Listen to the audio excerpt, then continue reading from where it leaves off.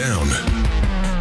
They're just getting started. This is South Coast Tonight with Chris McCarthy and Marcus Farrow. They've got you covered on all the news of the day, from local issues to politics on both sides of the aisle. This is the place where the movers and shakers come to be heard, to listen, and where they're held accountable. This is South Coast Tonight on WBSM.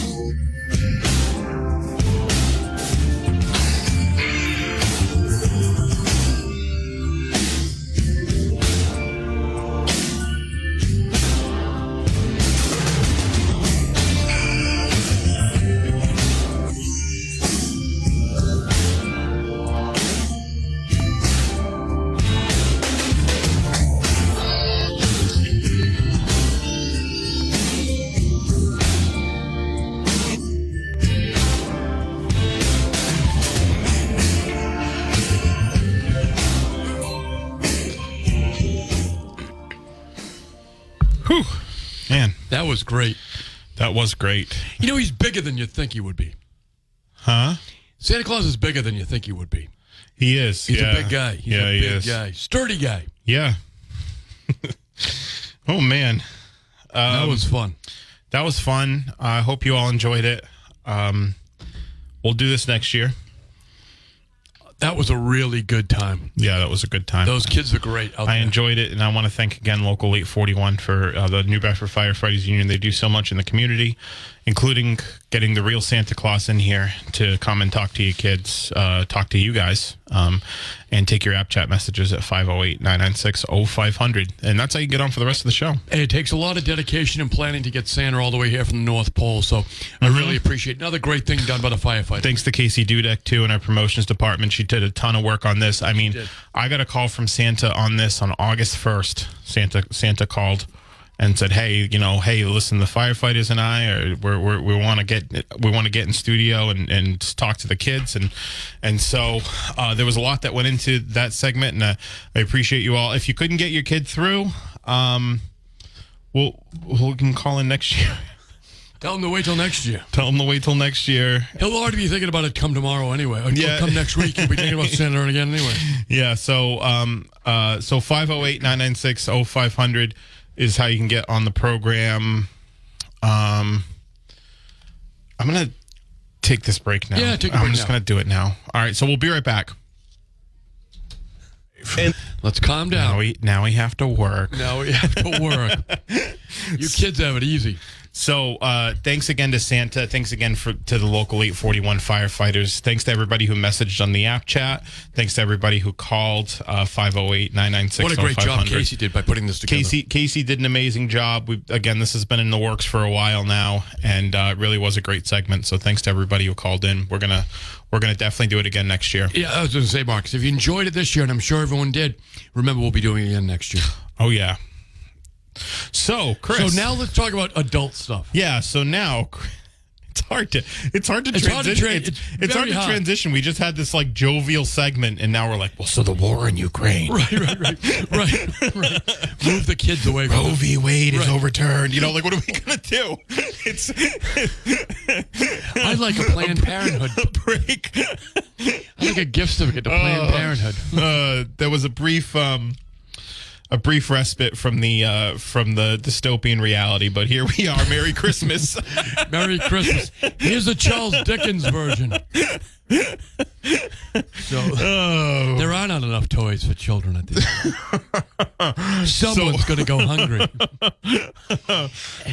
And who do we blame? Oh, man. So, Marcus. We had a nice segment the other night with Ted Nisi. That was so much fun. Right. That was a lot of fun. That was adult fun. Christmas. And his wife called in. Yep. Kim Kalunian. So we can see that South Coast is Senator Montigny called in too. Senator Montigny called in. We talked about septic systems. That's the big topic. Everyone's going to get a Christmas septic system. Maybe that's what Santa can give everybody is a new septic system that deals with the nitrogen input. Even Santa has budget constraints, Marcus. Can't swing it. I'm sorry. So the one thing I do want to talk about is it came out of nowhere, and it's a major move, and it answers a lot of questions that we had. Okay. Including some questions that we had with Ted, which is, what's Charlie Baker going to do next? Marcus, big news. Right? Big news. So Charlie Baker... By the way, Marcus, would you have ever thought this is what he was going to do? No. Not in your radar screen, right? No. Nowhere near it. No. There was no hinting at it. There was no leak of that information. They kept that very close to the vest. He beforehand ran hospitals, right? Ran healthcare. So we thought he'd get back into that, but instead he's doing what, Marcus? Oh, Charlie Baker is the new president of the NCAA, the National Collegiate Athletic Association. So Charlie Baker is basically now in charge of all college sports. It is the biggest job of his life. Yeah, it is. As big as being the governor. It's bigger than being the governor of the Commonwealth. It very much is a step up, and definitely better than the future that we had planned for him. Are you going to run for Senate? Are you going to run for president? No, this is way better. I wanted to spend half a year on the campaign trail battling Liz Warren. Yeah, right. Yeah, exactly. He said, no, Chris, I have a better job. He said, no, I'm just going to run sports for a while. So I think this is the NCAA is definitely an organization that's embroiled in a great deal of controversy. Look, it's got a lot of primarily all young athletes. Yeah. Right. Very young, just entering adult. And Marcus, they're adding the new dimension to it. Yeah. They're getting paid. The NIL deals, which is now college athletes are able to, which honestly is, a long overdue, a long time coming, because for so long the NCAA was exploiting the labor of these college athletes who had played so well and achieved, they had worked really hard to achieve the level of talent that they have to be on our TV screens for these multi-billion-dollar TV deals and all of that. And now they're finally getting paid. So Charlie Baker, I think, comes in as a consensus builder. I think that's the biggest part of his profile, is that he's a consensus builder. So while they navigate all these issues, I think that's one of the things that made him an attractive candidate for the job. And the expanding of gambling on sports, legalized gambling on sports, which is going to have some impact on the collegiate athletes potentially. And Massachusetts isn't squared away. They're gambling on collegiate athletes. They still got to work on that, right? Too, so I do think that it's a fantastic job opportunity for him. It's amazing. I think they said the salary for the guy who's in the job right now is $2.8 million. Yeah. Which, I have to be honest with you, actually seems a little low. I think he was making more when he was at Pilgrim Health. Probably. Or Harvard Pilgrim. Probably. Yeah. There's a lot more money on the line now. When you think of those TV contracts, they're enormous. Yeah. Oh, no. Especially for these all these bowl games and all of that. Yeah. It's the basketball piece. Mm-hmm. It's just enormous. March Madness.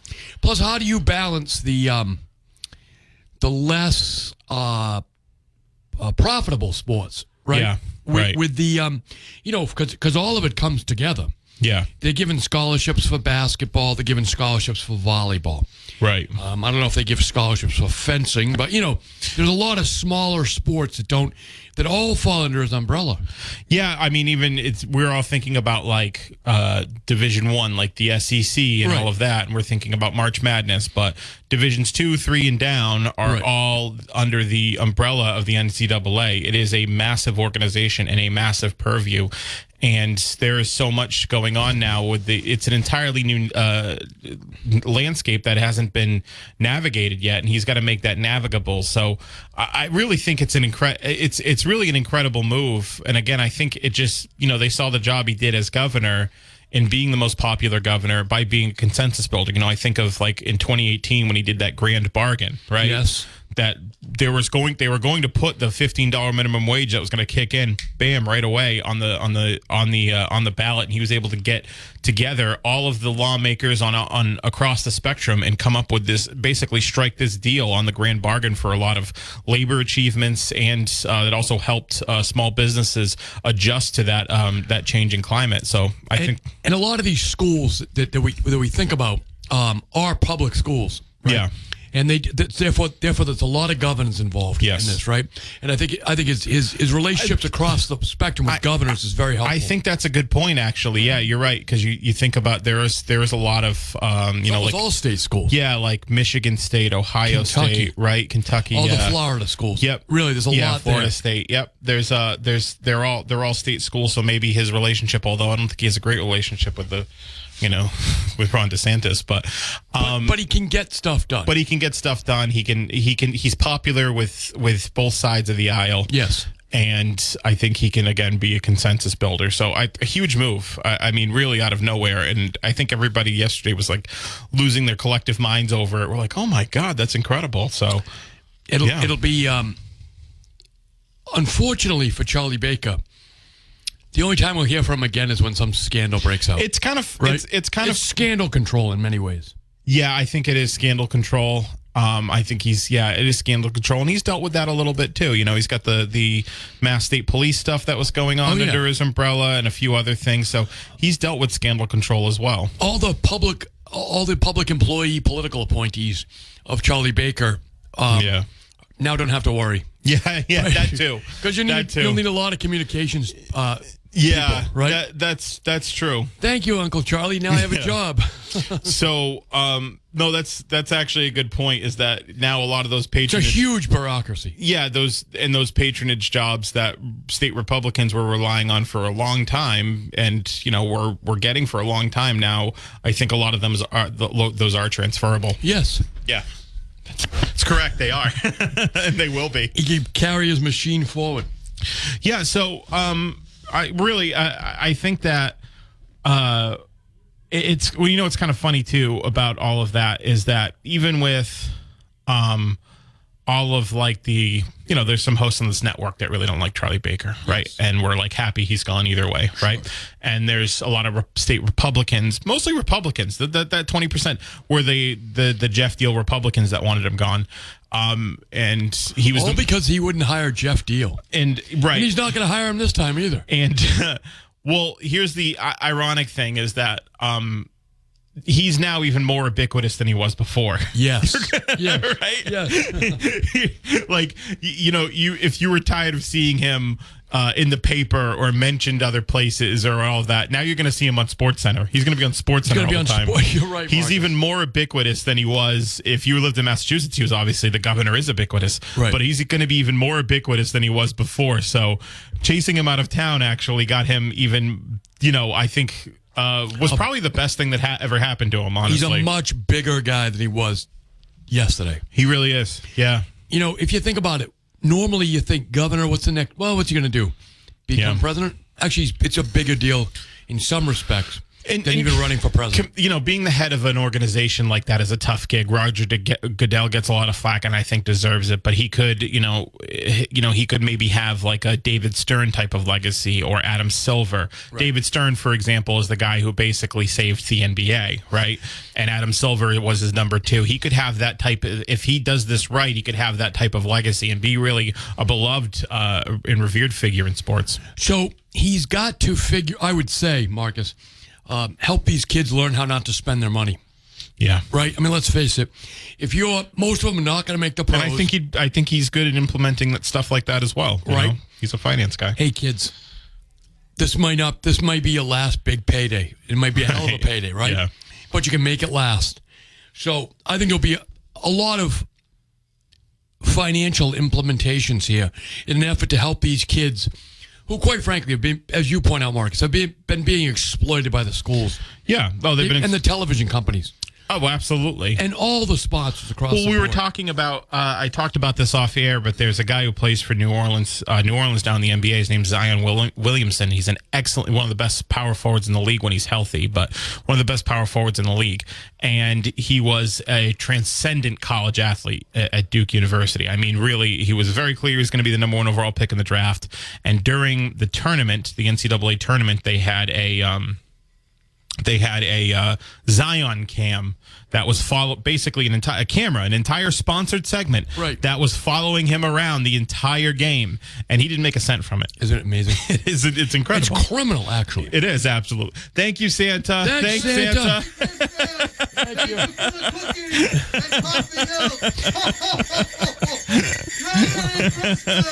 Thanks, Santa. Thanks, Santa. So Santa popped in. Again, he's on his way back to the North Pole. Back to the North Pole. Actually, I think he's going to Mattapoisett now. He's going to Mattapoisett. Yeah. Yep. All Saints go to Mattapoisett. That's true. So, Marcus, the fact of the matter is that if you don't know much about sports, folks, turn your television on a Saturday afternoon. All there are college kids on television. Yeah. They are on the same channels at the same slot that the following day all the professional athletes are on. Well, the thing is in a lot of places, the college sports are... Alabama, for example. Alabama has Auburn and Alabama. Yeah. It's all they do down there. And there's a lot staked on those. Actually, on that rivalry game and all of that. Yeah, I heard today. I never knew this before. That the most money bet on professional sports is in Alabama. That makes sense, right? That makes sense. Incredible. Yeah. 508-996-0500. Let's actually take another break. 1420 WBSM, New Bedford's news talk station. America's kids are returning to class, in school and at home. And this year, learning is especially tough for kids who already struggle with poverty, emotional trauma, and other barriers. But Communities in Schools is helping by putting caring adults in schools to connect with kids. And now we're reaching beyond school walls, tutoring, mentoring, and counseling students, providing resources for at-home learning, doing whatever it takes to make sure all kids have the opportunity to learn and succeed. For more information, visit communitiesinsschools.org. Hello, I'm Jose Hernandez, and I have been using a wheelchair since my accident in 1995. I guess if I had one message for the general public, it would be that I appreciate your help, but please ask first. I know you mean well, but I've actually got everything under control. And if I don't, I'll ask for assistance. People with disabilities just want the same respect and consideration as everyone else. This is a message from United Spinal Association. Download our disability etiquette booklet at unitedspinal.org. America's kids are returning to class, in school and at home. And this year, learning is especially tough for kids who already struggle with poverty, emotional trauma, and other barriers. But Communities in Schools is helping by putting caring adults in schools to connect with kids. And now we're reaching beyond school walls, tutoring, mentoring, and counseling students, providing resources for at-home learning, doing whatever it takes to make sure all kids have the opportunity to learn and succeed. For more information, visit communitiesinsschools.org. You've spent all day hearing about the news. Now's your chance to react to it. Pick up your phone and call the professionals. Call Chris and Marcus now at 508-996-0500 or send a text via app chat on the WBSM app. Now, back to South Coast Tonight. You know what Santa got us for Christmas? What's that, Marcus? Got us a great fill-in host. I was just going to say that. Jack Spillane did a great job. He really did. He had Scott Lang on, former mayor of New Bedford, and our very first guest. He had and his first guest when he filled in. And his first guest. He's continuing the first guest tradition. He had Scott Lang on. He had Bill Strauss from Mattapoisett, the chair of the House Transportation Committee in the State House. So he had Bill Strauss on to talk about what's coming with South Coast Rail, talked about mail-in balloting. It was a really interesting conversation. So, and then he got a lot of calls in the 9 o'clock hour talking about some local issues like housing and all of that. So I liked when our audience responds to a guest host.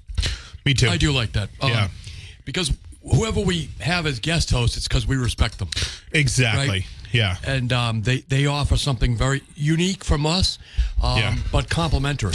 Yeah. So Jack will be the new host. I'm taking a break. No, I'm just kidding. Don't spread rumors like that, Marcus. I did that actually. I made a joke that I was. I made a joke back a few months ago that I was taking after the election. I was going to be off until the next election. Right. And people took it seriously. Yes, because people believe you. Yeah. Right. People believe you, Marcus. People believe me. But I did think that Jack did a great job. Yeah. And Scott Lang made a lot of news, I think. Well, Scott Lang. Because I was getting texts about what he was saying. Scott Lang was... As always. He was Scott Lang. Yes. So Scott Lang comes on and just goes, I think is very, let's say, candid about how he feels about the offshore wind industry, saying that it's like obsolescence is inevitable, that by the time it gets built, the technology will already be dated. So he's been talking about fusion for a long time. He compared it to 8-track tapes. Isn't that amazing?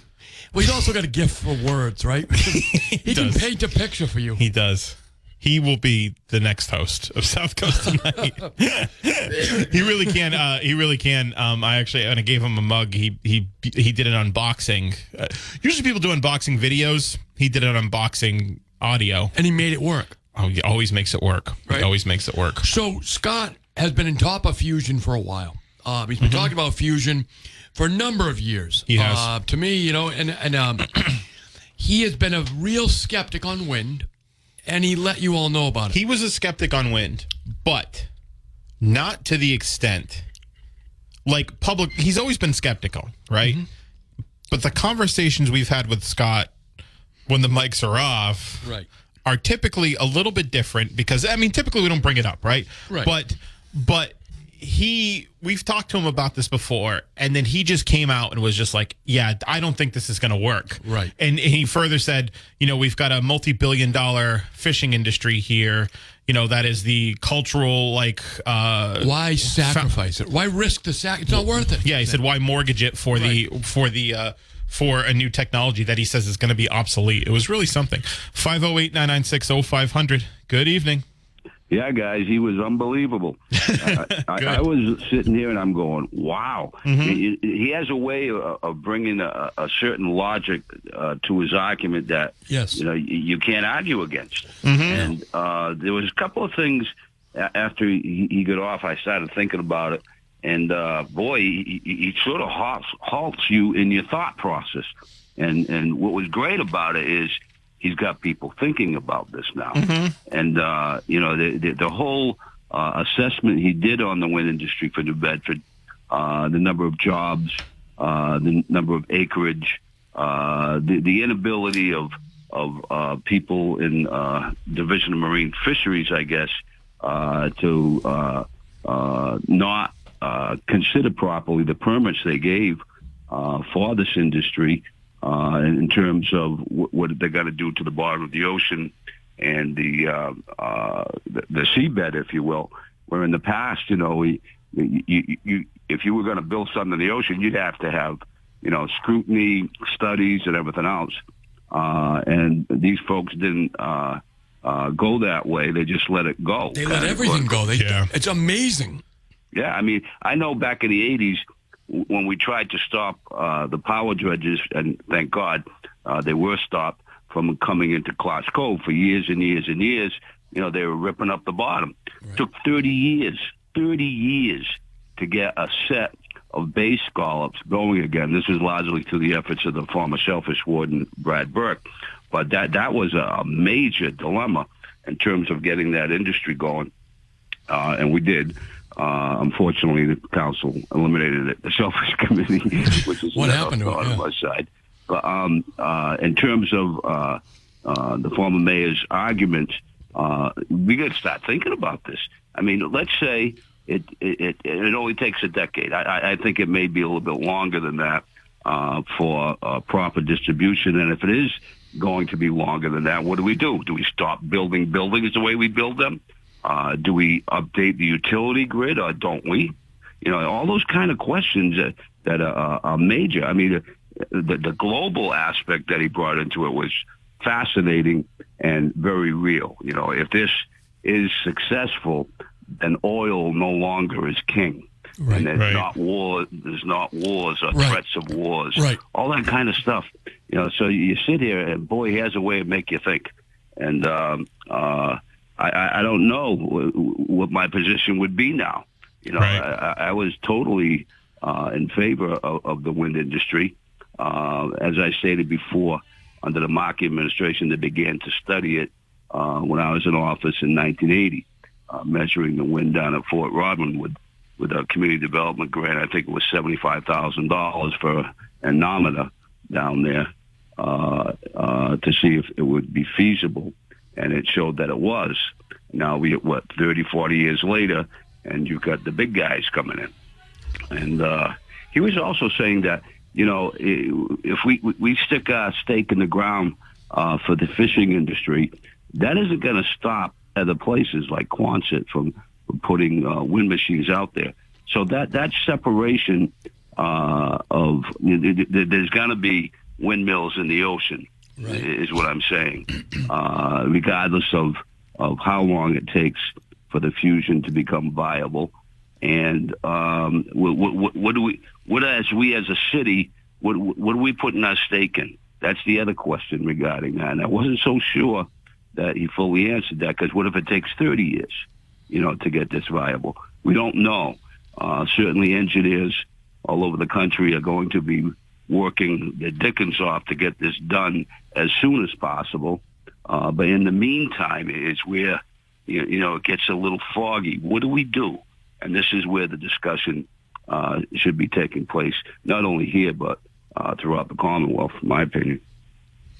Well, we've certainly spent a lot of time and money on the project. A lot of taxpayers' money has gone into this now. Yep. It's nice to see someone who's a thinker, who's got the ability to shape opinion, standing up and saying, hold it a second, right? Yep. Hold it a second. What are we doing here? Let's talk this through. Let's think about this. Exactly. Because up until now, you really haven't had that. No. Well, you've had, the mitigation between the industry, fishing industry, and the wind industry. We haven't been so privy as a public to what those conversations are like. We know that the fishing industry is against the wind projects in the areas that they fish here. And then you get the most recent arguments of opening up the northern banks on Georgia's banks for the scallop industry. And that seems to be moving forward. But, man, it's one of those questions. You were around for when they were talking about drilling for oil off of Georgia's Bank, right? You were around for that conversation. Not only the conversation, I petitioned to nationalize the American oil companies. That's what I did. I've got a copy of that motion in my file. I like it. And then we turned around and Rogers, Brazil and getting a Venezuela. lot of support from Rogers, where we wanted them to float a $7 billion liability bond if they were to go forward with it. And, so here we are with a what should be a similar conversation, right? But there is nobody who's a skeptic of wind except now Scott Lang. Yeah, I mean, really, who's locally? I mean, if the fusion thing didn't happen, we'd all look at the mitigation that took place.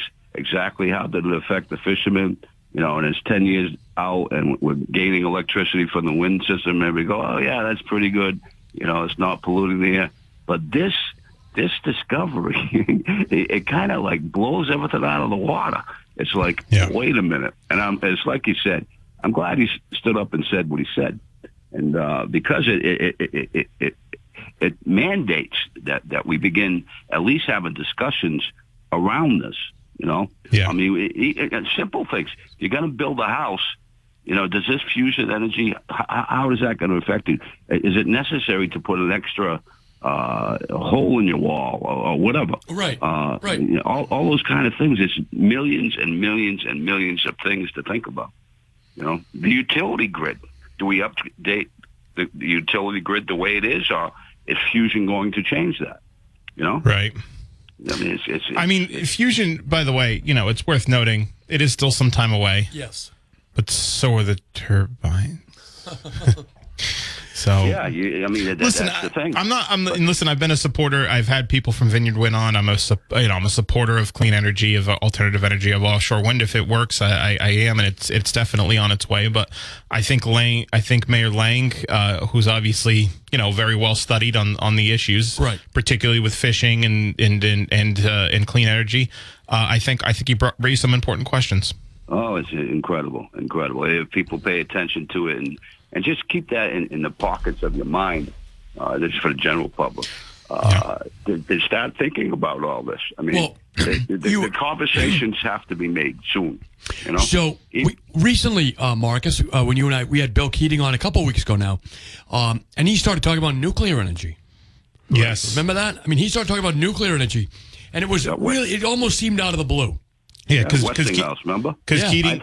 Keating chairs the Europe and energy subcommittee, right, in the House of the Foreign Affairs Committee. Yeah. So he's seeing all the for instance, the demands for natural gas, all of that by Europe with the Russia coming off the market in some cases. But my point being is that the whole all bought in on wind is not 100% there. There is a need for alternatives. And so, no question about it. Right, and we have people in the policy realm who are thinking about it, and that's important. Yeah. I mean, I thought he had slipped that day. He mentioned Westinghouse being the leader of that nuclear stuff for all of Europe. And that came out of previous conversations on one of your shows, right, that he had alluded to. But I thought it was a slip. I thought he slipped on it. Like after he said, "Oh, I wasn't supposed to let that out," kind of thing. That was Keating. But certainly that information was exciting at the time. Now this is the big game changer. If it's timing too. Is it going to be 10 years? Is it going to be 30 years? And what do you do in the meantime? Right. What do you do in the meantime is important. Yep. Most important, actually. Yeah. Anyway, hey, good show. And thank you. I would have some questions for Santa. Like, what do I do with this coal I got for the last few years? Well, don't burn it. Don't burn it. Yeah, don't burn it. Yeah. Hey, happy holidays to you. Thanks so much. Merry Christmas. That's the thing now. I think Santa's got to find an alternative to maybe like a little solar panel. Well, no, coal is still useless. Oh, yeah. Coal was given to you because you couldn't do anything with it. Yeah. Right. Right? I mean, if you were cold, you wanted coal. Yeah. But since, that was my understanding. Maybe you'll leave a little solar panel in there now because it'll still be used for a solar panel. Just a little panel, just a little piece of a panel. The one that you see on the side of the highway that they use to power the signs. Yeah. There you go. Like that. Yeah. No, but Scott Lang, I thought really made some waves. No pun intended. He did make some waves, and we'll definitely get that out. Want to get that information out a little bit more. Do you have the Santa thing? And there's a lot of this could get lost. I'm gonna make sure it doesn't, because I thought it was an important conversation. We'll definitely, Mayor Mitchell, his successor, has been a champion of offshore wind. He's all in on it. He went to Europe to talk about it, and he has been, doing offshore wind segments. He came on here, one of the very first appearance. He came in here to talk about how New Bedford is positioning itself to be the offshore wind capital, really, of the country. Correct. So we're going to have. I think this warrants getting Mayor Mitchell back in studio. He likes coming in anyway. Yeah, he's a good guy. He has a good time with us. So we'll get Mayor Mitchell back in studio to respond to some of that. Hey, listen, we got to take this break. We'll be right back. Here's what's happening this weekend on. So Marcus, we're losing our governor, and we're gaining a governor. We are. We had an interesting conversation with Ted Nesi about that, and I think it's worth picking up a little bit on. Sure. Which is that because she had no opposition, which is not her fault, obviously. No. Her opposition was anemic. It was terrible, right? Even in the primary. Yeah. She didn't. You're right. There was no competition in the primary. I forgot about that piece too, actually, Marcus. Yeah, because Sonia Chang Diaz was her challenger, but she dropped out right after the convention. Right. She was never not only forced. It's always risky to take a position. Yeah. Let's be honest. Let's be, charitable. You don't have to. Why do it? Well, exactly. Yeah. I mean, you hate to say it, but it's a reality. It's true. So therefore, she's not coming in with anything And we don't have any. Now, in some respects, that gives her a clean slate. Yeah. But in other respects, it's not like I voted for her, you guys voted for me because whatever, right? Yeah. So now we're going to do it. They voted because they like Maura Healey. They liked her performance. She wasn't Donald Trump. Yeah, and they liked her performance as Attorney General, and they thought Maura Healey will be a good governor. Well, not only that, she was the only one who's even on the ballot, basically. Yeah, it's true. She was the only Democrat on the ballot. Yep. Jeff Deal was barely on the ballot. Yeah. Ran 30 points behind. He ran no serious advertising. Yeah. He put up no agenda issues. He put up nothing. I mean, it was some of those ballot questions, but they've been decided. They were decided pretty overwhelmingly. Yep. So her job, basically, and I asked her about this during the campaign when I saw her in Taunton, but I was like, I mean, let's be real, you're winning the race, so are you just campaigning for down ballot Democrats? Right. And she was like, well, it's one big ticket and all that, but I think that was essentially what was happening. You had Kim Driscoll come down for Hero a couple times. You had her come down for Carol Doherty, right? And Mark Right. Pacheco, who had challengers, and Paul Feeney. But other than that, it was just, it was mostly just trying to run up the score on the ticket, which worked. So when Bill Weld got reelected, he all those years ago, he got reelected on number one. Of them was a death penalty. The other was combating Beacon Hill. He had a couple of issues. Taxes, businesses, things, jobs. You knew that's why he ran. I don't even think she really mentioned the word job. She just said she did commit to like lowering taxes for working class people and all of that stuff. And they did have like, because knowing housing was a big issue, they did say they're going to make a secretary of housing. Basically, they're going to split up the Office of Housing and Economic Development and have a secretary of housing. That's the only major policy position that she'd taken, know. I mean, other than the standard Democrat stuff, which I think is important. Of course it is, yes. But in terms of fundamental change, that's the only thing. In terms of saying, here's my legislation I'm putting forward because you voted for me. Yes. Right? Bill Weld, he failed in the death penalty, but that was one of his big issues. Right. The death penalty. So, where I think she could be successful in that is sort of, she's there, she's the governor, she won overwhelmingly, there is going to be no opposition, she will, and she will get reelected again. And maybe the way the Republican Party is now, she's going to get reelected again, right? Her opposition is going to come from within the Democrat Party. Well, exactly. That's where her problems are. That's exactly if they even want to, if the mass Dems are even going to try to entertain that, which they won't. Well, what I mean is individual powerful senators, for instance. When she goes to make big changes to zoning laws, for instance, which is the only way you're going to fix the housing issue. Yeah. Primarily, it's a NIMBY attitude and therefore zoning. Marcus, town meetings. Oh, do I ever? Right? The governor's not going to be at town meeting. No, right? When they go to put an affordable housing development in. Yeah, exactly. Right? Listen, when we try to do some affordable housing in Freetown,